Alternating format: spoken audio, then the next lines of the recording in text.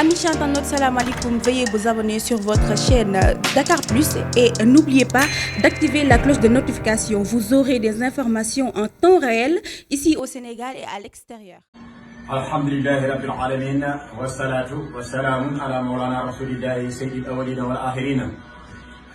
wa radiyallahu an shaykhina al-khatmi al-katimi mawlana Abul Abbas ibn alhamdulillahi rabbil alamin wassalatu wassalamu ala mawlana rasulillahi sayyidil awwalina wal akhirina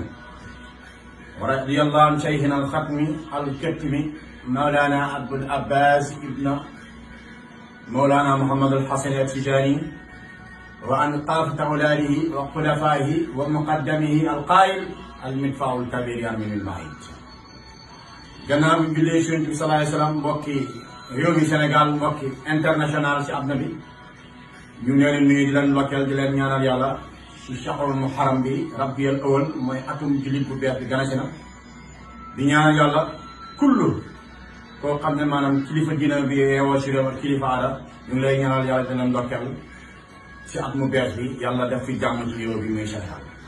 kon ñu jàng benn salaatul faatihi jàng ko maanaam Sénégal pour wan ne doomi Sénégal yi nga xam ne ñu yaakaar ne Koukandé neew si réew Koukandé ngi ñu toog biir këram salon di naan ataaya am mbokk caalil yi si bés bi nga xam ne mooy yoomal xamiis nga xam ne si la yàlla bind ajana safara kon bisu nangu ñaan la kon ñu jàng salaatul faatihi allahumma salli ala sayyidina muhammadin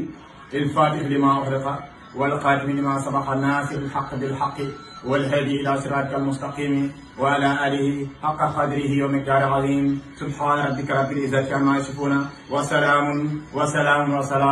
على المرسلين والحمد لله رب العالمين.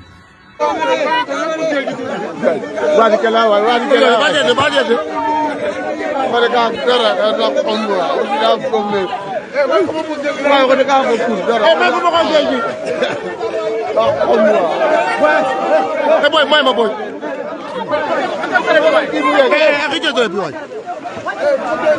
yéen wàcc leen nga leen di jàmm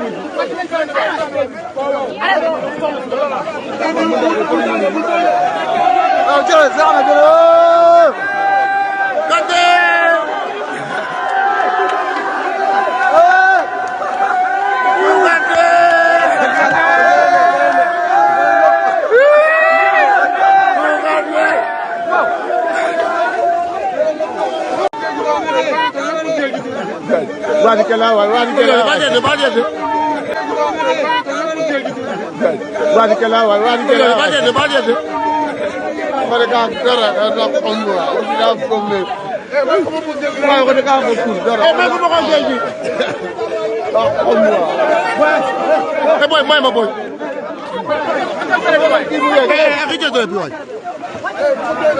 yéen wàcc leen nga leen di jàmm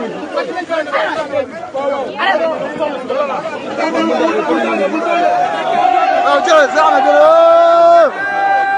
Kanté